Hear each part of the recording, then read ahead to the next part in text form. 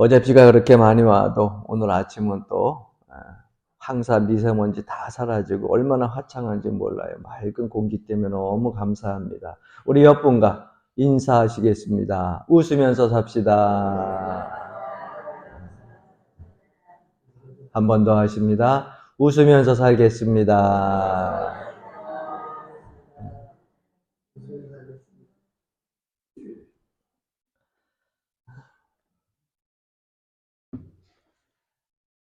오늘 저와 여러분들이 함께 살펴볼 사람은 나손이라고 하는 사람입니다.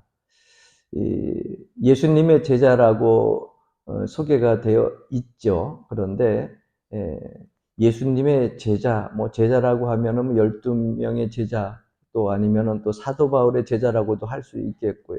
또 베드로의 제자라고도 할 수 있겠고요. 하여튼 디사이플이라고 하는 제자로 쓰여진 이 나손이라고 하는 사람이 어쨌건 오늘 본문 말씀 속에서는 제자라고 누가가 기록을 하고 있는데 제자라고 소개한 사람 중에는 가장 적은 분량으로 소개된 사람이 아닌가 하는 생각을 해보게 됩니다. 왜냐하면 나손이라고 하는 이 제자를 본문에서 설명하기를 이렇게 설명하고 있어요. 오랜 제자, 구브로스 사람 나손.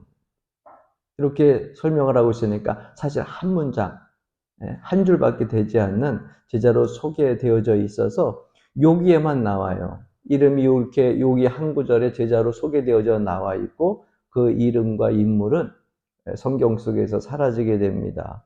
그래서 우리가 성경을 읽다 보면 한 줄만 잠깐 나오다가 사라지는 이 제자 나손이라고 하는 사람은 사실 많은 사람들이 알고 있지 않습니다. 그냥 관심 주지도 않고 많은 사람이 그렇게 신경 쓰지도 않은 그런 사람 중에 한 사람입니다. 그런데 제가 이 나손이라고 하는 사람에게 성경을 읽다가 주목하게 된 이유가 있어요. 가만히 읽어보다 보니까 현 시대에 나손 같은 사람이 이러한 신앙인이 이러한 믿음의 사람이 필요한 시대가 아닌가 하는 생각을 해보게 됩니다. 그래서 우리 교회 교인들 한 사람 한 사람을 생각을 하면서 나도 내 곁에 이렇게 바울의 곁을 끝까지 지켰던 나손과 같은 그러한 사람이 있었으면 얼마나 좋을까. 마지막 우리의 순간까지 그런 생각을 문득 하게 됐어요. 그래서 제가 언젠가는 이미 세상을 떠나신 우리 교회의 많은 성도님들도 있지만 그분들한테 늘 가시기 전에 또 살아생전에 그런 말씀을 드린 적이 있어요. 제가 마지막까지 늘 함께 할 거니까 걱정하지 마시라고 했던 그런 말들이 기억이 나가지고 또 여러분들에게 나손과 같은 그러한 사람이 또 목회자가 되고 싶은 그런 생각이 있어서 이 나손이라고 하는 인물을 좀 더 심도 있게 깊이 한번 연구하게 되었습니다. 그러면 지금부터 바울 곁에 있었던 제자 나손은 어떤 사람인지 한번 좀 살펴보려고 합니다. 오늘 이 15절 말씀에 보게 되면 이 15절 말씀에 이 여러 날 후에 이렇게 말씀이 시작되어져요. 그러면 이 여러 날이라고 하는 것을 우리가 먼저 알아야 됩니다. 사건적인 배경을 좀 알아야 되는데 무슨 날인지 그 배경부터 우리가 좀 잠시 살펴보면 사도 바울이 1차 그리고 2차, 3차 전도 여행을 떠나게 되고 그리고 전도 여행이 다 마쳐지게 되면 선교 보고를 위해서 어디로 돌아오게 되냐면 예루살렘으로 돌아오게 됩니다. 그래서 3차 전도 여행을 마치고 예루살렘으로 지금 돌아오는 중이에요. 그래서 예루살렘에 돌아오는데 예루살렘에 돌아왔을 때 사도 바울을 이제 한 번만 보는 것이 아니라 1차 선교 보고를 받았고 전도 여행 얘기를 들었고 또 2차 전도 여행 후에 또 들어와 가지고서 선교 거기에 대한 보고를 듣고 어느 교회가 개척되어지고 어디에 많은 성도들이 생겨지고 어느 지역이 부흥이 되고 성장이 되고 이런 보고를 이제 듣게 되었는데 3차로 들어오니까 별 뜻 없이 똑같이 다른 때와 같이 이 사도 바울을 맞아야 되는데 그 당시에 3차 전도 여행 마친 다음 사도 바울이 예루살렘 방문할 때에 이 분위기는 1차와 2차 전도 여행 마치고 돌아올 때와 사뭇 달랐다고 하는 겁니다. 이미 예루살렘 교회에도 기도하고 영적으로 분별할 수 있는 사람들이 몇몇이 있었고 항상 제단을 지키면서 기도하는 사람들이 있었는데 그 기도하는 사람들이 기도하는 가운데에 이번에 예루살렘으로 다시금 올라가게 되면 다시금 사도 바울이라고 하는 이 목회자를 못 보지 않을까라는 생각을 하게 된 거예요. 이게 이제 영적으로 기도하면서 그래서 그들이 그것을 가지고서 사도 바울에게 이야기를 합니다. 그런데 사도 바울도 그것을 알고 있었어요. 3차 전도 여행을 마치고 나서 예루살렘으로 올라가게 되면 다시금 이 성도들을 못 볼 수도 있겠다라고 하는 생각을 사도 바울도 가지고 있었다고 하는 겁니다. 그래서 이 여러 날 후에라고 하는 것을 좀 더 우리가 명확하게 살펴보자면 사도행전 20장 22절부터 23절의 말씀을 보게 되면 알 수가 있어요. 보라, 이제 나는 성령에 매여 예루살렘으로 가는데 거기서 무슨 일을 당할는지 알지 못하노라. 오직 성령이 각 성에서 내게 증언하여 결박과 환난이 나를 기다린다 하시나. 이렇게 기록하고 있어요. 그러니까 무슨 일이 일어날지 이미 사도 바울도 알고 있었어요. 여러분, 내가 아무것도 모르는 상태에서 예루살렘을 방문하는 거하고 이미 무슨 일이 일어날 줄 아는데 결박과 환난이 당한다는 것을 알고 예루살렘을 방문하는 때에 그 심정은 사뭇 다를 겁니다. 왜? 그곳에 가면 내가 결박당할 뿐만 아니라 환난, 고통을 당할 것이라는 것이죠. 그런데 그 사실을 알고 간다고 하는 그 심정은 사실 심히 괴로웠을 겁니다. 그리고 가이사랴에 도착해가지고 던져자 빌립의 집에 머물고 있는데 그때도 선지자 아가보라고 하는 사람이 와서 이렇게 예언을 해줍니다. 사도행전 21장 11절부터 13절 말씀을 제가 봉독해 드립니다. 우리에게 와서 바울의 띠를 가져다가 자기 수족을 잡아매고 말하기를 성령이 말씀하시되 예루살렘에서 유대인들이 이같이 이 띠 임자를 결박하여 이방인의 손에 넘겨주리라 하거늘 우리가 그 말을 듣고 그곳 사람들과 더불어 바울에게 예루살렘으로 올라가지 말라고 하니 바울이 대답하되 여러분이 어찌하여 울어 내 마음을 상하게 하느냐 나는 주 예수의 이름을 위하여 결박당할 뿐 아니라 예루살렘에서 죽을 것도 각오하였노라 하니 이렇게 기록하고 있어요. 이렇게 사도 바울은 예루살렘에 가게 되면은 결박당하고 환난을 당하고 더 나아가서는 자기가 죽을 줄도 모르는데도 예루살렘 그 길을 성령에 사로잡혀가지고 올라간다고 고백하고 있습니다. 자, 이래서 가이사랴라고 하는 곳에서 이제 예루살렘으로 막 떠나는 날, 그 날이 바로 오늘 본문 말씀에 나오는 15절 말씀이에요. 이 여러 날 후에 이제 여장을 꾸려서 예루살렘으로 올라갈세. 내가 고통을 당하고 환난을 당하는 그러한 예루살렘으로 올라가는 그러한 날입니다.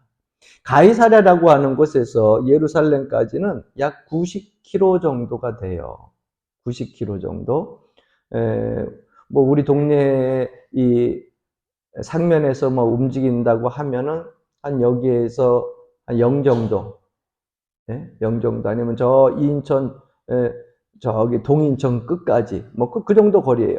근데 차로 가면은 뭐 몇 시간이면 가지만은 그 당시에 90km를 걸어가자 그러면은요 한 하루에 30km씩 잡아가지고 3일을 걸어가야 되는 거예요. 3일 동안 예루살렘을 향해서 걸어가는 그러한 거리입니다. 사도 바울이 수많은 선교로의 길을 다녔지만, 수많은 전도 여행을 다녔지만은 어떻게 보면 사도 바울이 지금 걸어가는 이 3일 길, 예루살렘을 향하여 가는 이 길은 가는 길 중에서 가장 두렵고 또 떨리고 걱정되는 길이었을 겁니다. 왜? 그곳에 가게 되면 내가 환난을 당하고 그곳에 가면은 좋은 일이 있는 것이 아니라 결박을 당하고 그곳에 가면은 내가 죽을 수도 있다. 다시는 내가 함께하는 성도들과 내가 또 함께 신앙생활을 해왔던 모든 사람들을 보지 못할 수도 있다. 순교할 수도 있다라고 하는 생각을 가지고 올라가는 길이니까 가장 힘들고 어려웠던 길이었을 겁니다. 그런데 이렇게 힘들고 어려웠을 때에 본문에 보니까 한 사람이 등장을 하게 돼요. 그 사람의 이름이 바로 나손이라고 하는 사람입니다. 여러분들도 아마 좀 생소한 이름일 거예요. 자주 듣지 못했던 이름일 거예요. 성경에 이전에도 한 번도 등장하지 않았던 사람이에요. 그런데 가장 사도 바울이 힘들고 어려운 길을 갈 때에 필요할 때 등장한 사람이 바로 나손이라고 하는 사람이에요. 오늘 여러분들과 함께 봉독한 이 16절 말씀을 다시 한번 보게 되면 가이사랴에 몇 제자가 함께 가며 한 오랜 구브로 사람 나손을 데리고 가니 이는 우리가 그의 집에 머물려 할미라 이렇게 말씀하고 있는데 우선 바울과 함께 예루살렘으로 가는 길을 함께 나선 사람들이 있어요. 가이사랴의 몇 제자들이겠죠. 예루살렘까지 갔다가 가이사랴로 다시 돌아오는 것이 아니라 예루살렘까지 갔다가 예루살렘에 같이 머물 사람들이에요. 그런데 그 중에 나손이라고 하는 사람이 있습니다. 이 나손이라고 하는 사람은 어디에 집이 있느냐? 예루살렘에 집이 있는 사람이에요. 여러분, 어떤 사람을 내 가정에 모셨을 때에 사회적으로 좀 큰 득을 보는 사람이 있고 어떤 사람을 내 가정에 모셨을 때에 그 사람을 통해 가지고 내가 큰 위험이나 손해를 보는 사람이 있어요. 그런데 사도 바울은 예루살렘을 향하여서 갈 때에 결박당할 것이라 그랬어요. 환난을 당할 것이라 그랬어요. 결국 핍박과 박해를 통해 가지고 순교까지 당할 수 있는 사람이에요. 그 사람을 자기의 가정에 모신다고 하는 것은 어설픈 결단 갖고는 분명히 어려운 일입니다. 왜냐하면 그 사도 바울이 그러한 어려움들을 당하게 되면 그 사람을 데리고 있었던 그 가정도 역시 똑같은 환난과 핍박을 당할 수 있어요. 박해를 당할 수 있어요. 그럼에도 불구하고 자기의 집에 모시기 위하여서 이 나손이라고 하는 사람이 동의하게 되는 겁니다. 그럼 이 나손이라고 하는 사람을 누가 알았느냐 말이에요. 여러분 사도행전 이 말씀은 누가 기록한 거예요? 저자가 누구예요? 누가예요, 누가. 네. 누가라고 하는 제자가 기록을 했는데 누가라고 하는 이 제자가 나손이라고 하는 사람을 알기에 그 사람을 이 성경에서 이름을 빠뜨려 놓지 아니하고 중요한 시기에 가장 힘든 사도 바울을 돕는 그 시기에 나손이라고 하는 제자 이 사람 이름을 여기에 포함시키고 이 사람을 세상에 알리게 됩니다. 그럼 누가라고 하는 제자를 통하여서 소개된 이 나손이라고 하는 제자는 어떤 제자냐? 먼저 첫 번째, 그는 오랜 제자였습니다. 누가가 그 나손이라고 하는 사람을 가만히 신앙생활하는 것을 보면서 그렇게 믿음 생활하는 걸 보면서 이 나손이라고 하는 사람 앞에 어떤 형용사를 갖다 붙여놓으면 가장 저 사람을 가장 잘 표현할 수 있을까? 누가는 나손이라고 하는 그 사람 앞에 오랜 제자라고 하는 형용사를 붙였습니다. 이 말은 오래 전부터 이미 제자였었다는 거예요. 이 원어를 보니까는요, 아르카이오 마데테라고 하는 말인데, 아르카이오라고 하는 것은 시작이에요. 아주 초창기부터 제자였던 사람. 아주 오랫동안 함께 서 있었던 사람. 다시 이야기하면은 처음 제자가 되었는데 초창기에 지금까지 계속 변함없이 제자로 있는 사람. 그래서 학자들에 의하면은 이 나손이라고 하는 사람은 처음 제자된 시기가 언제였느냐? 사도 베드로가 예루살렘에서 말씀을 전할 때에 5,000명, 1,000명이 막 모여가지고 그 말씀을 듣고 성령의 은혜를 받고 세례를 받고 그럴 때에 제자가 되었을 가능성이 높다. 이렇게 이야기를 합니다. 그러면 그 시기로 따진다고 하면은 지금 사도 바울이 예루살렘으로 올라가는 이 시기점하고는 약 25년이라고 하는 터울이 있어요. 그러니까 25년 전에 제자로 살았던 그 나손이 25년 후에도 변함없이 똑같이 그 제자의 삶을 살고 있었다고 하는 것입니다. 한때 사도 바울 옆에서 함께 선교하고 전도하고 주일 감당하겠다고 했던 많은 사람들이 있었지만은 중간에 환난과 역경을 통하여 가지고 그들이 포기하고 세상을 사랑하여 가지고 떠난 사람들이 많이 있었습니다. 그런데 나손이라고 하는 제자는 끝까지 함께하는 거예요. 세월이 가도 변치 않은 사람이에요. 저는 이 나손이라고 하는 사람이 한 구절밖에 소개되지 않았지만은 저와 여러분들 모든 삶들 속에서 신앙과 믿음이 이와 같은 사람 되기를 주의 이름으로 간절히 소원합니다.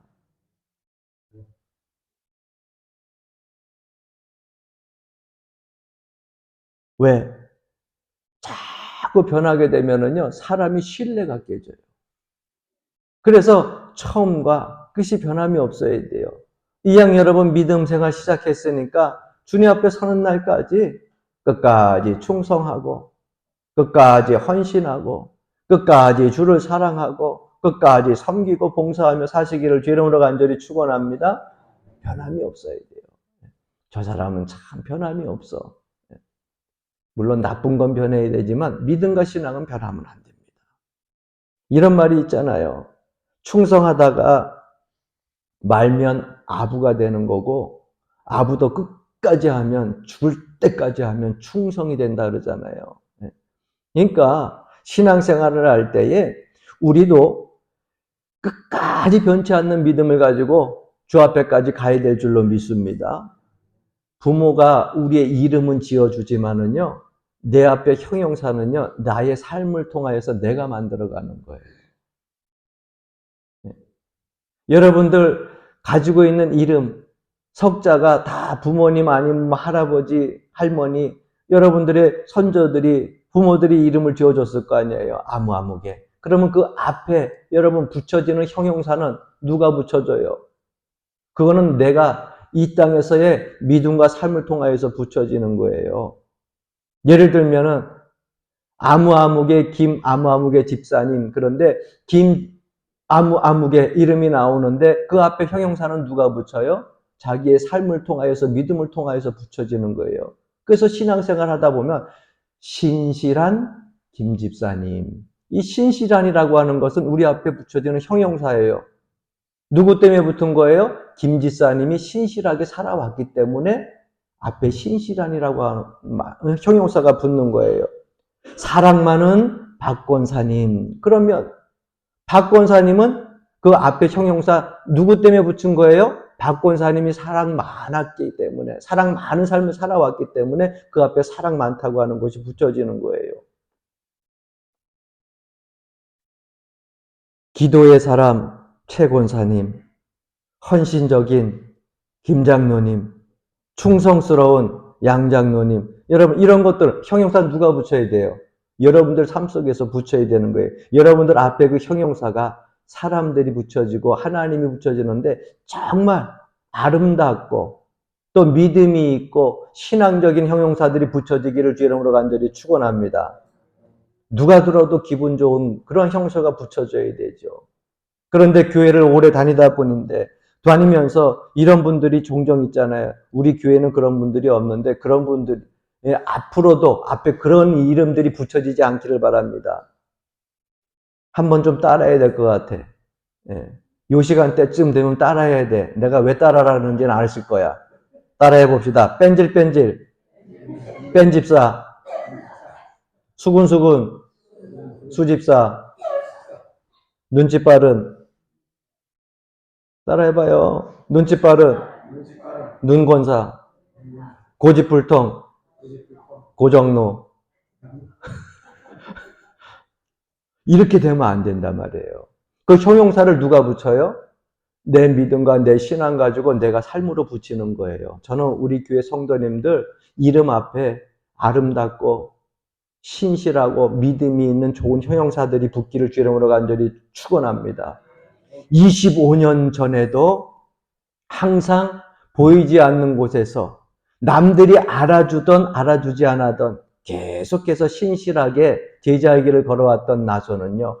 25년 지난 다음에도 항상 변함없이 자기의 자리를 묵묵히 잘 지키고 따라왔다고 하는 거예요. 그래서 나손이라고 하는 사람은 오랜 제자였어요.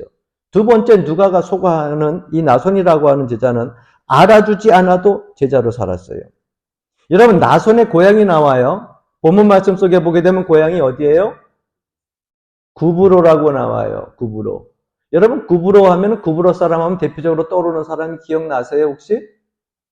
구브로 사람. 사도 바울과 함께 전도 여행을 떠난 사람. 바나바라고 하는 사람이 고향이 구브로예요. 얼마나 대단한 사람이에요. 네? 이 바나바라고 하는 사람은 정말 대단한 사람이에요. 바나바라고 하는 사람이 사도 바울을 소개시켜줬고 뿐만 아니라 마가 요한 생지를 데리고 전도 여행을 다니고 또 바나바라고 하는 사람은 초대교회에서 정말로 많은 사람들에게 인품으로나 또한 자기가 가지고 있는 많은 그런 물질을 가지고서 다 놓아가지고서 얼마나 많은 사람들에게 칭송을 듣는 사람인지 몰라요. 그래서 구브로 사람 그러면 10명 중에 10명은 다 누구를 기억하느냐? 바나바를 기억을 하는 거예요. 그렇게 이름이 있고 유명하고 존경받는 사람이 있으면 같은 고향에서 인정받기가 쉬워요, 힘들어요? 힘들죠. 왜? 그 이름에 가려요, 항상. 구브로 그러면은 구브로 사람 바나바 이렇게 나오는 거예요. 그런데 오늘 본문에 보니까 이 나손이라고 하는 사람이 구브로 사람이라고 말씀하고 있어요. 그러니까 구브로가 고향이야. 항상 바나바에 가려가지고 이름이 드러나지 않았지만 나손은 이름이 드러나지 않아도 이름이 없어도 세상 사람들이 알아주지 않아도 성도들이 알아주지 않아도 자기의 맡은 자리에서 그 제자의 사명을 잘 감당하며 살아갔다고 하는 겁니다. 사랑하는 성도 여러분, 위에 부모로부터 물려받은 거 없어도 여러분 자부감을 가지고 살아가시기를 바랍니다. 하나님께로부터 물려받은 것이 얼마나 많이 있어요. 네. 하나님께로부터 물려받은 그 큰 사랑과 은혜를 여러분 가지고 살아가는데 우리가 위의 조상으로부터 물려받은 게 뭐 그렇게 중요해요? 네. 오늘 나를 구원하신 하나님 앞에 감사하고 지금껏 살아온 생애 동안에 건강 주신 거 감사하고 가족 지켜주신 거 감사하고 굶지 않고 살아오게 하신 거 감사하고 할렐루야 감사할 조건 가지고 살아야죠. 네. 남이 뭐 알아주고 안 알아주고 뭐 중요해요. 사람은 그것 때문에 아파하고요. 그것 때문에 결국 자칫 잘못하면은요 엉뚱한 길로 빠지는 거예요. 그래서 사람이 자기의 명성 때문에 엉뚱한 길로 빠지고요. 그 야망이라고 하는 것도요. 하나님의 사랑 안에서 신앙 안에서 이루어져야 되는 거죠. 예. 세상적인 명예와 야욕은요. 나를 결국 죄악된 길로 빠지게 되는 겁니다. 아무리 다른 사람들이 바나바 얘기해도 상관없어요. 나는 구브로 사람이지만 그냥 나손으로 살아가는 거예요. 네. 누가 알아주면 돼요? 사람이 아니라 하나님이 알아주면 되는 겁니다. 할렐루야. 그래서 사람에게 유명한 자가 있고 하나님께 유명한 자가 있어요. 여러분 누구한테 유명한 게 더 좋아요? 솔직히 말해봐. 거짓말하지 말고. 아니 이 목사도 사실은요. 예? 젊었을 때는요. 뭐 하나님께 사랑받고 그랬지만 가끔 목회자도 그런 생각을 해요. 많은 목회자들이나 많은 성도들이 좀 알아줬으면 좋겠다 하는 생각을 왜 안 갖겠어요? 사람에게. 그러나 그런 생각을 갖다가도 딱 접는 순간이 은혜의 순간이에요. 왜? 나를 알아주시는 분은 하나님이 알아주시면 되지. 할렐루야. 이곳에서 많은 사람들이 여러분들을 알아봐주면 여러분들은 이곳에서 상급을 다 받은 거예요. 하늘나라 가면 상급이 없어. 그건데 내가 하나님의 은혜 가운데서 나에게 주어진 일들을 다른 사람이 알아주지 않아도 그냥 보이지 않는 곳에서도 열심히 봉사하고 충성하고 섬기면은 사람들은 몰라. 내가 숨어서 봉사하고 헌신하니까. 그런데 누구는 알아요? 불꽃 같은 눈동자로 우리를 보시는 하나님은 다 알고 있거든요. 사람한테 알려지지 않았어도 상급이 남아있다가 언제 가서 받느냐? 주님 앞에 섰을 때 상급 받게 되는 걸 믿으시기 바랍니다. 그러므로 세상 사람이 알아주지 않아도 바나바 저 사람 구브로 사람이라고 이야기를 하면서 모든 사람이 그 사람을 칭찬할 때에도 자기 이름을 알려지지 않아도 끝까지 알아주지 않아도 제자로서의 삶을 살아왔던 그 사람을 누가는 눈여겨보고 있다가 결국 성경 이 말씀 속에서 사도 바울이 가장 힘들고 어려운 길을 갈 때 동행하는 사람으로 오래된 제자로 그 이름을 올리는 것을 보게 됩니다. 여러분, 그러한 친구들이, 그러한 신앙의 동역자들이 여러분들 주변에도 꼭 한두 사람씩 있으면 큰 축복이에요. 꼭 있기를 주의 이름으로 간절히 축원합니다. 아니면 여러분들이 만들어 가세요. 내가 그 사람의 나손이 되어지고 또 나손과 같은 친구들은 결코 놓치지 말고요. 세 번째, 나손이라고 하는 사람을 누가는 이렇게 표현하고 있습니다. 주를 위해 목숨을 내어놓은 제자. 여러분, 예루살렘에 가게 되면 결박당하고 또 더 나아가서는 죽게 될지도 모른다는 그 어려운 상황 속에서 그걸 다 알면서도 이 나손이라고 하는 사람은 이 사도 바울을 자기의 집에 머물게 하기 위해서 끝까지 동행합니다. 끝까지 동행하는 것뿐만 아니라 자기 집에 모시기 위해서 같이 갔다고 하는 것은 사도 바울 목숨만 내놓는 것이 아니라 함께 간 자기 자신의 목숨도 내놓은 헌신이에요. 왜? 그 시대에 사도 바울을 죽이려고 했던 사람들이 얼마나 많이 있었어요. 청부 살인업자가 40명 유대인들이 쫓아다니면서 죽이려고 했잖아요. 사도행전에 보게 되면. 그러니까 사도행전 그 말씀 속에서 가만히 보게 되면 사도 바울을 동행하고 숨기는 사람들은 다 뭐예요? 죽여야 될 사람으로 목표 1순위란 말이에요.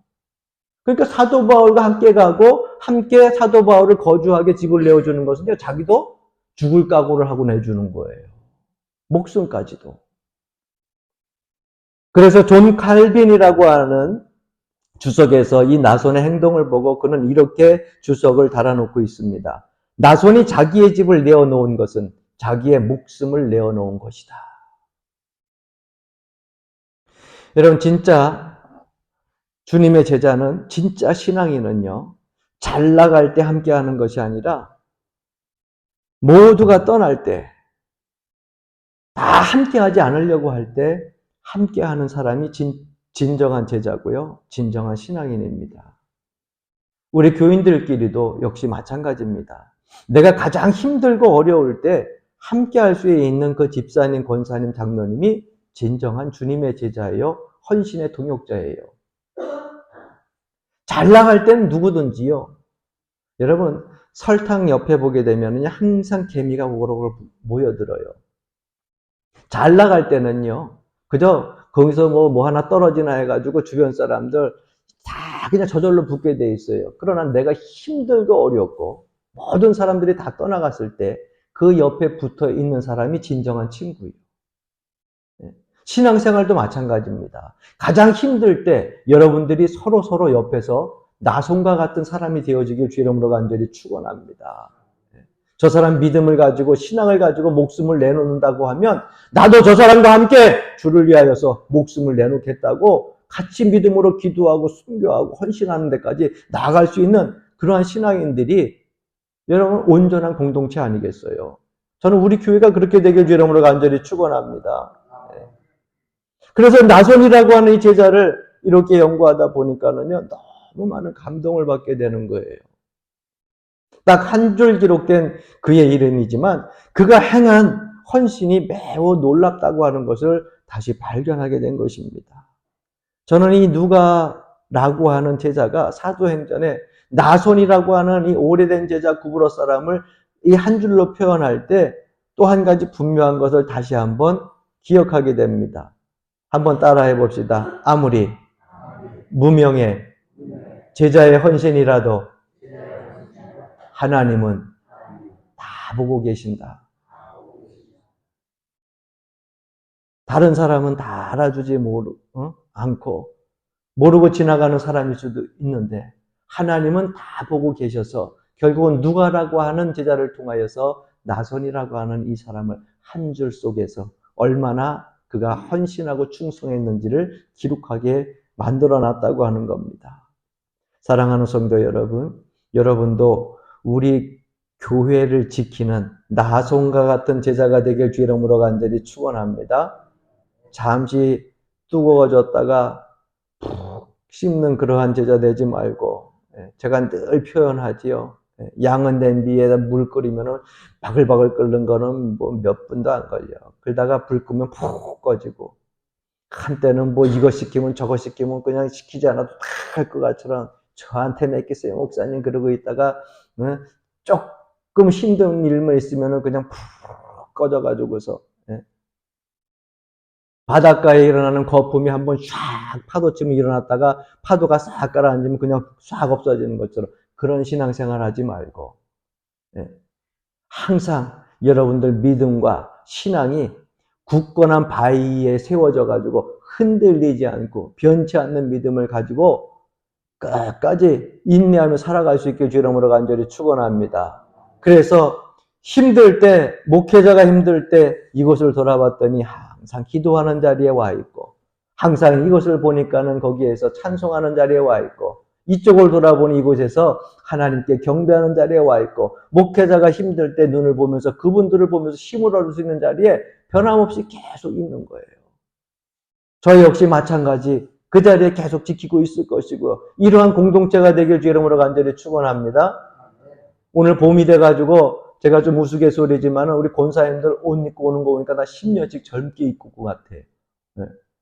얼마나 젊게들 입고 오셨는데 제가 보니까 눈이 다 막 부실 정도로 환하게 입고 왔어요. 그래서 제가 평상시에 안 하던 말들을 좀 이렇게 했어요. 권사님 10년도 젊게 보인다고 오늘은 화사하게 보이고 너무 예뻐 보인다고 그랬더니 그런 얘기를 해요. 목사님 뭐 먹고 싶으냐고. 그래서 제가 그랬어요. 우리 권사님한테 저 먹고 싶은 게 없고요. 권사님 얼굴만 봐도 배가 부르다고 그랬어요. 여러분 변함없는 믿음의 자리에 항상 여러분들이 있기를 바랍니다. 우리의 헌신을 보고 우리의 인생의 모든 삶을 주관해줬던 하나님께서 여러분들 이름 앞에도 믿음의 형용사를 붙일 것입니다. 그 믿음의 형용사, 신앙의 형용사가 좋은 곳으로 붙여지기를 바랍니다. 나손이라고 하는 사람은 이름 그 하나밖에 없었는데 그 앞에 하나님이요 오랜 제자라고 하는 변함없는 제자라고 하는 끝까지 충성하는 제자라고 하는 좋은 형용사가 붙여졌어요. 여러분들이 주님 앞에 섰을 때 여러분들 그냥 아무개야 부르는 것이 아니라 여러분 앞에 신실했던 아무개야. 사랑스러운 아무개야. 정말 충성하고 헌신했던 아무개야 하면서 주님이 아름답고 좋은 형용사를 여러분들 이름 앞에 붙여서 칭찬 듣는 귀한 삶이 여러분들 삶 속에 나타나기를 주의 이름으로 간절히 축원합니다.